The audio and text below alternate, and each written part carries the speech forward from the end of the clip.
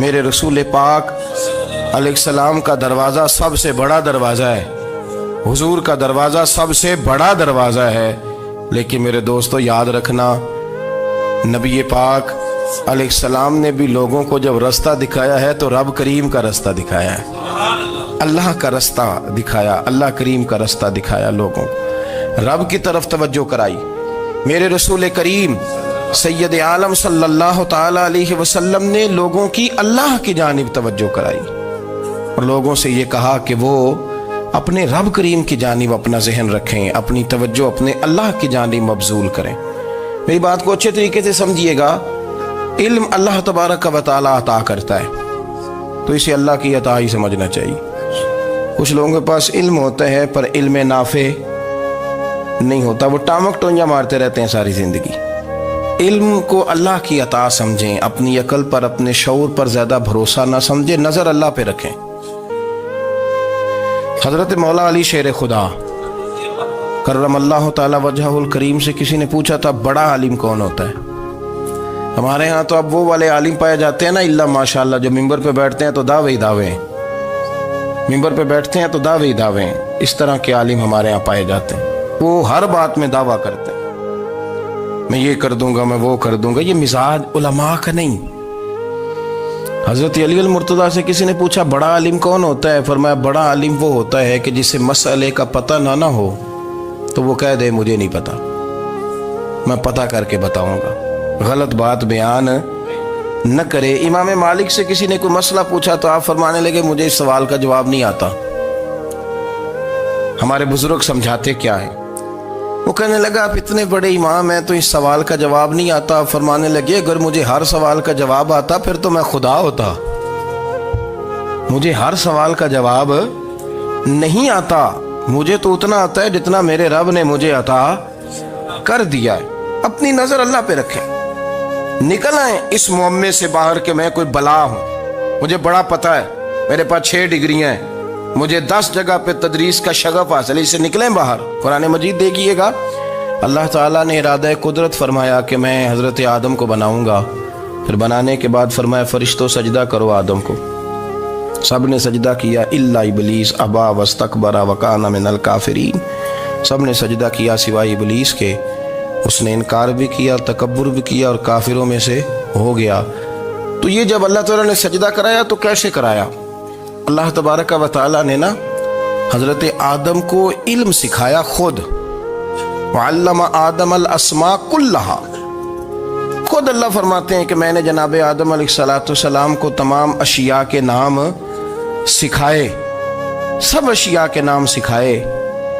تو وہ چیزیں پھر میں نے نا، اللہ فرماتے ہیں میں نے فرشتوں پہ پیش کی، میں نے کہا کہ بتاؤ ان کے نام کیا ہے، تو فرشتوں نے جو جواب دیا وہ سمجھنے والا ہے۔ اللہ نے چونکہ خود علم سکھایا تھا حضرت آدم کو، جناب آدم سکھایا تھا، لیکن فرشتوں کو نہیں سکھایا تھا۔ تو اللہ کریم نے فرمایا فرشتوں اب یہ بتاؤ ان چیزوں کے نام کیا ہیں؟ تو فرشتے کیا کہتے ہیں؟ فرشتے عرض کرتے ہیں قالوا سبحانک لا علم لنا۔ آپ کبھی یقین کریں اس چیز کی لذت لیں تو مزہ آ جائے۔ کہا قالوا سبحانک، کہنے لگے تو پاک ہے، قالوا سبحانک، کہنے لگے تو بھئی آدم علیہ السلام کو نام سکھا لیے، پھر فرشتوں کے سامنے وہ چیزیں پیش کر کے کہا ان چیزوں کے نام بتاؤ، تو فرشتے کیا کہتے ہیں؟ کہتے ہیں قالوا سبحانک، تو پاک ہے، لا علم لنا، ہمارے پاس کوئی علم نہیں، الا ما علمتنا، ہمیں تو اتنا پتہ ہے جتنا تو نے ہمیں سکھا دیا، ہمیں تو اتنا پتہ ہے جتنا تو نے ہمیں، لا علم لنا، ہمارے پاس کوئی علم نہیں ہے، اتنا ہی پتہ ہے جتنا تو نے ہمیں سکھا دیا ہے، اس سے زیادہ ہمارے پاس علم۔ اور یہ کیوں تو نے ہمیں جتنا سکھایا اتنا پتہ ہے؟ فرشتے یہ نہیں کہتے یا اللہ تو زیادہ سکھا، آدم کو دیا تو ہمیں بھی دے، یہ نہیں فرمایا، فرمایا انک انت العلیم الحکیم، اے اللہ تو علم والا بھی ہے اور حکمت والا بھی ہے، تجھے پتہ ہے کس کو کتنا دینا ہے، جتنا تو نے مناسب سمجھا جناب آدم کو دیا، اور جتنا تو نے بہتر سمجھا وہ تو نے ہمیں عطا فرمایا۔ تو اگر آپ کے پاس علم ہے، کہیں نالج ہے، اس کو اللہ کی عطا سمجھے۔ ہمارے ہاں بہت سارے لوگ بن کے بیٹھ جاتے ہیں، میں اکثر کہتا ہوں کہ پھر وہ دعوے کرتے ہیں میرے علاقے والے جاہل ہیں، میرے شہر والے جاہل ہیں، میرے خاندان والے پڑھے نہیں، یہ آپ کا دعویٰ ہے، یہ آپ کو خراب کر دے گا۔ ہم نے بہت سارے ایسے لوگ دیکھے جو بہت بڑے عالم تھے، لیکن اللہ جب لینے پہ آیا تو عقل ہی لے گیا، شعور ہی چلا گیا، حافظے ختم ہو گئے۔ آپ دیکھتے ہیں بڑھاپے میں کچھ لوگ ایسے ہوتے ہیں کہ جن کو یہ بھی یاد نہیں رہتا کہ میرا نام کیا ہے، میں کہاں ہوں، مجھے کدھر جانا ہے۔ تو اس وقت سے اللہ کی پناہ مانگیں اور اپنی نظر اپنے رب کریم کی جانب رکھیں، اللہ کی جانب اپنی نظر کو مبذول رکھیں۔ دوسری بات، علم کے بعد ایک چیز آتی ہے جس کا نام ہے ہدایت، جس کا نام ہے تقوی، جس کا نام ہے پرہیزگاری، جس کا نام ہے عمل، عبادت، ریاضت۔ یہ بھی اسی وقت ہی نصیب ہوتی ہے جب میرا رب کریم نصیب فرما دیتا ہے۔ ہم نے نا نیکی کا اپنا اپنا سٹیٹس بنا لیا ہے، اپنا اپنا معیار بنا لیا ہے۔ کچھ لوگ کہتے ہیں کہ جناب مسجد میں سیمٹ کا توڑا دینے سے بہتر ہے کسی غریب کو آٹے کا تھیلا دے دو۔ اب اس نے اپنا مزاج بنا لیا نا نیکی کا، اس نے اپنا سٹیٹس بنا لیا۔ میرا یہ سوال ہے کہ نبی پاک صلی اللہ تعالیٰ علیہ وسلم جب مدینہ شریف آئے تھے تو حضور نے سب سے پہلے غریبوں میں آٹا تقسیم کیا تھا کہ سب سے پہلے مسجد بنائی تھی؟ کیا عجیب لوگوں کا رنگ ہے، اپنی مرضی کی ہدایت، اپنی مرضی کا تقوی، اپنی مرضی کا معیار۔ مسجد کوئی بڑا چھوٹا خطیب بھی میری طرح کا ہو نا، تو وہ مسجد میں بیٹھ کے جب نبی پاک کی بات کرتا ہے تو کہتا ہے میرے رسول پاک غریبوں کا سہارا بن کے آئے۔ وہ غریبوں کی بات کرتا ہے، مسکینوں کی، لاچاروں کی، کمزوروں کی بات۔ تو مسجد ہی تو وہ ادارہ ہے جہاں سے غریبوں کی بات ہو رہی۔ تو اب لوگوں نے غریب کو اور مسجد کو لڑانا شروع کر دیا، اس کو لڑاؤ کہ مسجد میں پیسے دینے سے بہتر ہے آپ غریب کو آٹے کا تھیلا دے دیں۔ آپ یہ کیوں نہیں کہتے کہ مسجد میں بھی آپ توڑا دیں ایک سیمٹ کا اور ساتھ غریب کو بھی خدمت کریں؟ یہ کیوں نہیں تقویٰ؟ اپنی اپنی مرضی کا مزاج، اپنی اپنی۔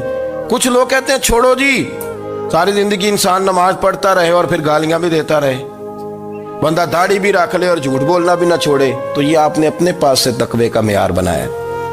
گالی دینے کا گناہ ہے اور داڑھی رکھنے کا ثواب ہے۔ تو اگر آپ داڑھی رکھے ہوئے ہیں اور آپ کوئی غلطی کر رہے ہیں تو اس سے آپ کی داڑھی کا ثواب ختم، اللہ کرے آپ کو سمجھ آئے میری بات۔ آپ کوئی غلطی کر رہے ہیں، داڑھی کا ثواب اس سے ختم، وہ اپنی جگہ پہ قائم ہے چیز۔ اپنی مرضی کا کیوں تقوی کا معیار بناتے ہیں؟ تقوی کا مزاج اپنی مرضی کا نہ بناؤ۔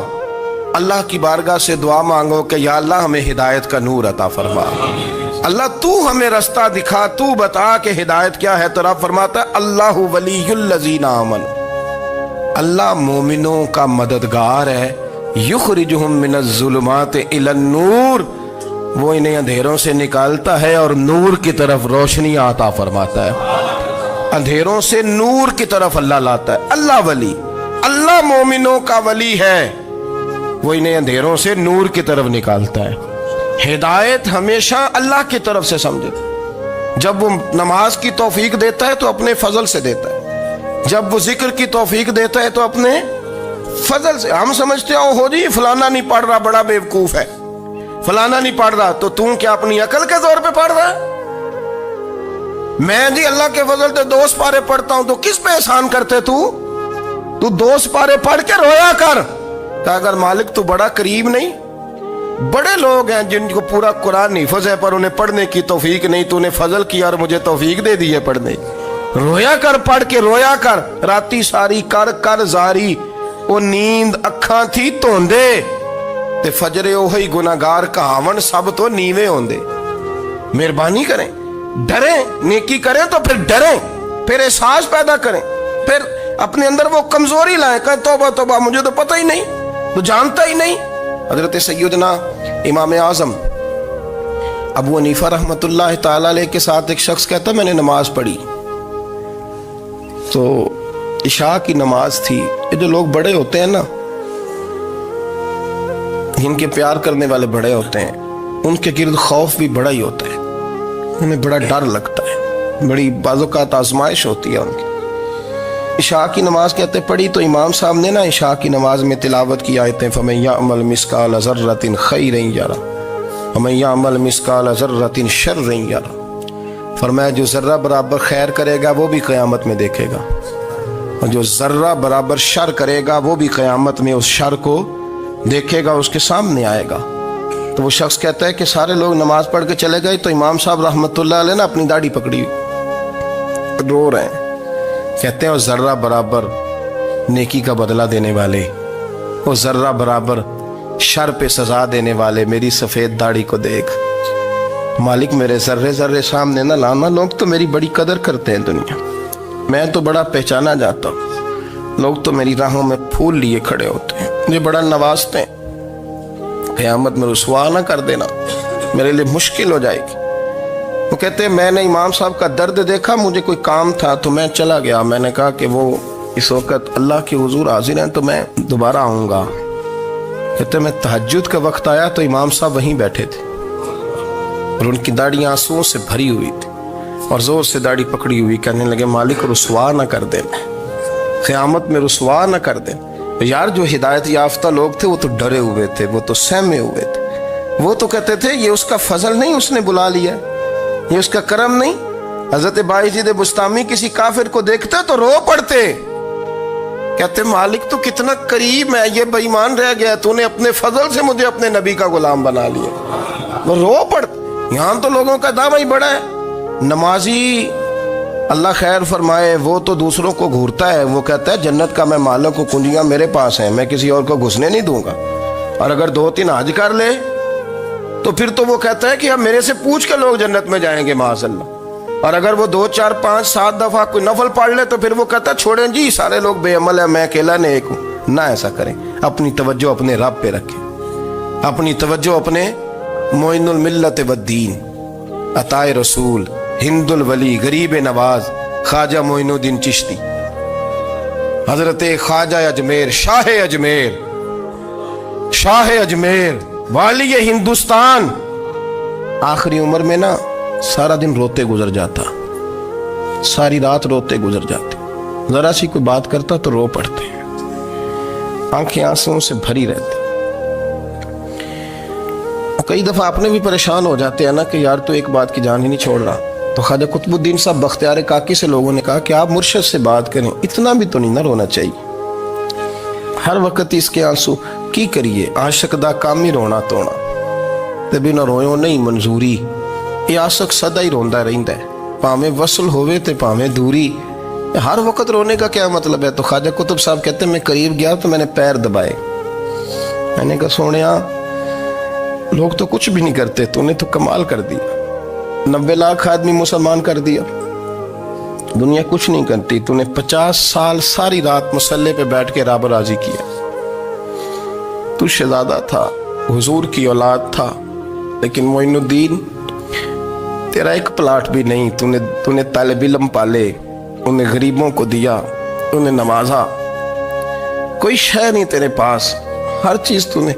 ساری رات روتے ہو، سارا دن روتے ہو. تو خواجہ قطب الدین صاحب کہتے ہیں میں نے جب عرض کیا تو خواجہ صاحب مجھے گلے لگا لی، چیخ مار کے روئے، کہنے لگے قطب الدین پتر داڑھی سفید ہو گئی، جانے کا وقت آ گیا، جو تو نے نیکیاں گنوائی ہیں وہ ہیں صحیح میرے پاس، پر یار کی بارگاہ میں پیش کرنے کے قابل ایک بھی نہیں، ایک بھی نہیں. تو بارگاہ تو دیکھ کتنی بڑی ہے، رسول کریم کی بارگاہ میں پیش کرنے کے قابل ان میں سے ایک بھی نہیں. تو آستانہ دیکھ کتنا بڑا ہے، کیا پیش کروں گا، کیا عرض کروں گا حضور کی بارگاہ میں، کس طرح. وہ یار جو بڑے تھے وہ تو ڈرے ہوئے تھے، سہمے ہوئے تھے، وہ تو بڑی آزمائش میں تھے. لیکن میرا اور آپ کا رٹا 2 نمازیں پڑھ کے 6 نمازوں کا دعویٰ کرنا اور لمبی چوڑی کہانیاں بنانا اور اپنے منہ سے اپنی تعریفیں کرنا، اس سے تھوڑا باہر آئیں. رزق بھی میرا اللہ ہی دیتا ہے، علم بھی اللہ دیتا ہے، رزق بھی. بڑے بڑے فقیروں کو مالدار ہوتے دیکھا، بڑے بڑے مالداروں کو فقیر ہوتے دیکھا، بڑے بڑے. میرے ایک بڑا سخی قسم کا سجن ہے، بڑا پیارا ہے، میں اسے سخی مانتا ہوں. میں نے اپنی پریشانیوں کے دنوں میں بھی اس شخص کو سخی دیکھا. ایک دن رات کو مجھے ٹیلی فون کر کے کہنے لگا کدھر ہو؟ میں نے کہا میں گھر ہوں. نہیں اکثر سفر میں ہوتے ہو نا؟ میں نے کہا طبیعت کیسی ہے؟ ٹھیک ہے، بس حال چال پوچھنا تھا. میں نے سمجھائی، میں نے کہا یار یہ کوئی مسئلہ ہے، ورنہ رات کے 2 بجے کوئی حال پوچھنے کو فون تو نہیں نہ کرتا، कोई मतलब ऐसा तो मसला नहीं ना। तो मैंने बैक कॉल की, मैंने कहा यार मेरी बात सुन, मसला क्या? कहने कुछ नहीं दिल कर रहा था। मैं कहा मेरी गल सुन, रहे असी 4-5 साल कट्ठे, मैं तेन जानना, असल बात कर। कहने लगा मकान भी बड़ा है, सारा कुछ ठीक है, पर वो बड़ा ही बेनियाज है। कुछ हालात इस किस्म के आ गए हैं कि लोगों को बताऊं भी तो लोग मानने को तैयार नहीं। ज़्यादा नहीं, मुझे ना थोड़े से पैसों की ज़रूरत है, कोई 15-20 हज़ार अगर मिल जाएं, मेरी ज़रूरत। आप यकीन करें मैं रोता रहा सारी रात। मैंने कहा मेहरबाना तेरा किस तरह करांगे। इससे लेके ज़माना इस्तेमाल करता था, पर बेपरवाही वेख ना सज्जड़ दी, जिथे किसे दी पेश ना जावे, उन्हें ताजा वाले दर दर रोले ते मंगते तख्त बिठावे। सजना किसे नू कारा मिल दई, कोई काबे खाली आवे। वल्लाहु खैरुर राज़िकीन, कहते तू दाएं बाएं ना जा, रिस्क तो तुझे मैं दूंगा, मैं हूं बेहतर रिस्क देने वाला। बड़े बड़े बादशाह, बड़े बड़े शहनशाह, बड़े बड़े लोग, हाथों में कासे, फकीरियां। उम्मे रबिया क्या करती थी, बड़ी नेक और साले खातून थी। वो कहती हैं कि मैं ना बड़े अमीर आदमी की बीवी थी, अपने शौहर के साथ छत पे बैठी थी, तो नीचे फकीर मांगने वाला आया। उसने बड़े दर्द से सदा की, तो मैंने अपने शौहर से कहा कुछ दे दे। कहा दफा कर, इन लोगों ने धंधा बनाया हुआ है। कहती मैं मेके से भी बड़ा माल लेके आई थी, मेरे माँ बाप बड़े अमीर थे, तो मैंने ना चोरी अपने खामद से नज़र बचा के बाथरूम जाने के बहाने गई, और नीचे जाके 5 दिनार मैंने उस फकीर की हथेली पे रखे। कहते उसने 5 दिनार देखे, फिर मेरी तरफ देखा तो मैंने उसकी आंखों में आंसू चमकते देखे। कहने लगे बीबी रब तेरा भला करे, मैं 3 दिनों का भूखा हूँ। कि वो चला गया। मैं घर आ गई, जब बाहर आई तो मेरा शौहर कहने लगा तू इतनी अब इतनी तू तेज हो गई है, और तू इतनी खुद मुख्तार हो गई है, मेरे बगैर पूछे माल खर्च करेगी, जा तुझे 3 तलाकें। कहती मैं बालदार और वजादार बाप की बेटी थी, तलाक लेके घर आई तो मेरा बाप टूट गया, चारपाई पे चला गया। ओहो ये क्या बन गया। कहती बड़ी तकलीफ रही। 1-2 साल के बाद मेरे अब्बा ने मेरी शादी कर दी। अब जिस शौहर के पास गई वो बड़ा नेक था, परहेजगार था, अल्लाह ने बेहतरीन सिला दिया। कहती छत पे बैठी थी, दरवाजे पे फकीर आया, मैंने शौहर से कहा कुछ दे दूं। कहने लगा 5 ना देना, 15 देना, 20 देना, मैं फकीर हूँ, मैंने फक्र से दौलत देखी है, इसे खाली ना लौटाना। कहती है कि मैं नीचे गई और जब मैंने उसकी तरफ दिनार बढ़ाए तो मेरी चीख निकली, पैसे फेंक के मैं बेहोश होके गिरी। मेरा शौहर ने आके उठाया, अंदर ले गया, पानी मुंह पे छिड़का। कहने लगा तुझे क्या हुआ? कहने लगी ये जो मांगने आया ये मेरा पहला शौहर था, वही था जो कहता था कि तू 5 दिनार दे आइए, जा तुझे 3 तलाकें। पढ़ो ना हदीस पाक, मेरे नबी पाक अलैहिस्सलाम ने फरमाया एक बंदा गंजा था। गंजा कोई तरतीब आगे पीछे हो जाए तो मफहूम के लिहाज से, लेकिन मैं मफहूम उसका वाज़े करता हूँ। एक गंजा था, कोई शय नहीं थी, सर पे बाल भी नहीं थे, रोया करता था। अल्लाह ताला ने फरिश्ते को भेजा, तुझे क्या चाहिए? तो कहने लगा बाल आ जाए और थोड़ा माल आ जाए। फरिश्ते ने हाथ फेरा तो बाल भी आ गए, तो बकरियां भी आ गईं, लाइनें लग गईं, माल ही माल हो गया। दूसरे के पास गया, वो कोड़ा था, उसको जाके कहा क्या चाहिए? कहने लगा शिफा हो जाए और कुछ अल्लाह ताला आसानी कर दे। शिफा भी हो गई, गायें भी दे दी, भैंसें भी दे दी, माल ही माल हो। फिर एक के पास गया, वो अंधा था, तुझे क्या चाहिए? उसने कहा आंखें मिलने और कुछ साथ, अल्लाह माल दे दे। ऊंट ही ऊंट हो गए। जब बड़ा नवाज दिया तो फिर मालिक ने इम्तिहान लेने का इरादा किया। यारी तेरी सोना है, पर आजमाइशां भी तेरियां अग, आजमाइशां तेरियां, सही कह रहा हूँ, आजमाइशां तेरियां, यारी तेरी सोना है पर आजमाइशां तेरियां, ये सोना परखिया जावंदा ही पहलो ना लगा दे लग। अल्लाह ने फरमाया आजमाइश करो। सबसे पहले गंजे के पास आए, उसे कहा अल्लाह के रास्ते में कुछ देखा नहीं लगा, मेरे खर्चे ही बड़े, देखो तो सही कितनी मुश्किल में वक्त गुजारता हूँ, हाल ही कोई नहीं। तो उसने कहा मैंने तो सुना है तू गंजा और भूखा नंगा था। कहने लगा मैं तो जद्दी पुश्ती रही से आजम हूँ, तुझे किस पागल ने कहा है भाग जा? उसने कहा अच्छा जैसे तू था वैसे ही हो जाए। खेत खलियान उजड़ गए, फिर से गंजा हो गया। हुजूर अलैहिस्सलाम फरमाने लगे, फिर वो उसके पास गया जो कोड़ा था, उसे कहा कुछ दे। कहने लगा खर्चे ही बड़े, अब पूछ लें किसी अमीर आदमी से, कहेगा चक्की के नीचे हाथ है मेरा, मेरे से ज्यादा तो परेशान बंदा ही कोई नहीं। क्या बताऊं आपको, इतना टैक्स है, इतना जुर्माना है, फलानी शेफ, बड़ा कुछ गिनवाते हैं लोग। उसने कहा मैंने तो सुना तो पहले कोड़ा था। उसने कहा जा दौड़ जा, मैं तो रईस आजम हूँ, दादा भी परदादा भी और सारी नस्ल ही। उसने कहा अच्छा जैसे तू था वैसे ही हो जाए। फिर वो गया अंधे के पास और जाके कहा अल्लाह के नाम पे कुछ दे। तो कहने लगा रब के नाम पे, ये खड़े हैं ऊंट, जितने तेरे दिल करे ले दा। उसने कहा क्या माना इस बात का? कहने लगा यार तुझे क्या बताऊं, मैं तो अंधा था, मैंने तो कभी दुनिया देखी नहीं थी। फिर उस करीम ने फजल किया तो मुझे बड़ा कुछ दिखाया। मैं क्या बताऊं, मेरा दिल कर रहा है कह दूं कि फिर उसने काबा दिखाया, फिर उसने रोज़ा रसूल दिखाया, फिर उसने रियाजुल जन्ना के सजदे दिखाए, फिर उसने अपने महबूब के दरवाजे की रौनकें दिखाई। उसने बड़ा कुछ दिया, उसने बड़ा नवाजा। मेरे पास तो शायद मैं बदकार पुराना खादम, किसे दर मिली न टोई, एते वासफ यार ने नजर जो की थी, फिर वासफ वासफ ही होई। ये तो उसका करम हुआ। तो ये वो कहने लगा तू अल्लाह के नाम पे जान मांग, मैं वो भी देने को तैयार। मेरे पास तो शय कोई नहीं थी, मुझे तो अपना पता है, मैं तो कोई शय नहीं था, कुछ नहीं था मेरे पास। ये तो उनका करम है कि रुख इनका उधर है। और मुख्तसर सी मेरी कहानी है, ये जो भी है उनकी मेहरबानी है। तो वो कहने लगा मैं भी कुछ लेने नहीं आया था, तेरी आजमाइश ही करने आया था। तेरी इज्जतें भी सलामत रहेंगी, तेरा माल भी सलामत रहेगा, तेरी शिफा भी। अपनी जिंदगी में कभी भी अल्लाह की बारगाह से तवज्जो इधर उधर ना करें, छोड़े लोग क्या कर रहे हैं, दुनिया क्या कह रही, कभी भी अपनी तवज्जो दाएं। हमारा ये मसला बन गया कि हमारी सियासत है, हमारी दुनियादारी है, हम बंदों को राजी करना चाहते हैं। हम देखते हैं कौन किस तरह, और आप यकीन करें आप थक जाएंगे, बंदे राजी नहीं होंगे, वो नहीं राजी होते। आप इनको मना के लाएंगे तो इधर वाले निकल जाएंगे, इधर को मनाएंगे तो इधर वाले निकल जाएंगे। इस चक्कर से बाहर आए, उस रब को राजी करें जो फरमाता है इन्नल्लज़ीना आमनू व अमिलुस्सालिहाति सयजअलु लहुमुर रहमानु वुद्दा।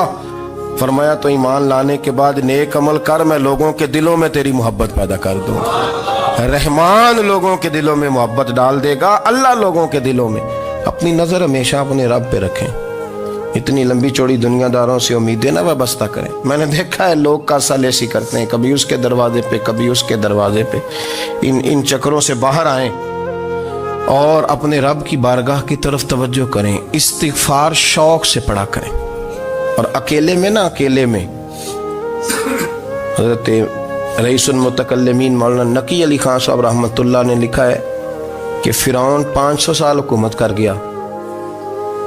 यहाँ तो 5 साल की हुकूमत की पैर लड़खड़ाते हैं, 500 साल। फरमाते असल वजह यह थी कि दुनिया जब सो जाती थी ना तो ऊपर चादर लेके तो मुसल्ले पे बैठ जाता था और हाथ बांध के कहता था रब तू ही है, मेरा पर्दा ना खोलना, मालिक तू ही है, करम नवाजी करना, मेरी पकड़ ना करना। वो बेईमान हो के अगर 500 साल हाथ बांधे तो गुजारा कर लेता है, तू तो ईमानदार है। पर मसला ये है कि तू रात को बुक्कल मार के हाथ नहीं ना बांधता, तो मिन्नत नहीं करता, तो इस्तिगफार नहीं करता। तौबा करें तो बचे रहें। वो इतनी लंबी हुकूमत कर गया चूंकि रात को कहता था मालिक रब तू ही है, लेकिन मेहरबानी फरमा मेरी पकड़ ना फरमाया तो अल्लाह ने तो उसको मोहलत दे दी।